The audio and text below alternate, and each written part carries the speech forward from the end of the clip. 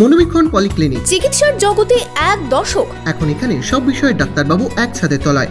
Phone করুন 7477799515 এই নম্বরে।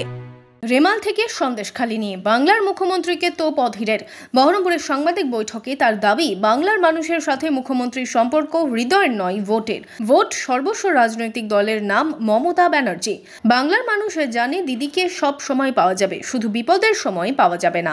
রেমাল এসছে, রেমালের মতো মানুষ তার মতো করে নিজেদেরকে বাঁচানোর চেষ্টা করেছে। সরকারি কোনো প্রচেষ্টা ছিল কি বলুন? যেদিনকে ঝড় হয় তার অনেক আগে থেকে ঝড়ের সংকেত পাওয়া গেছে, বারবার করে বিভিন্ন মিডিয়াতে আলোচনা হয়েছে, কিন্তু পশ্চিমবঙ্গ সরকার তো ভোট নিয়ে ব্যস্ত। বাংলা মানুষ জানে যে মমতাকে সবসময় পাবেন, বিপদের সময় পাবেন না। দিদিকে আমাদের সবসময় পাওয়া যাবে, আপদে বিপদে দিদিকে পাওয়া যাবে না, তখন দিদি অনুপস্থিত।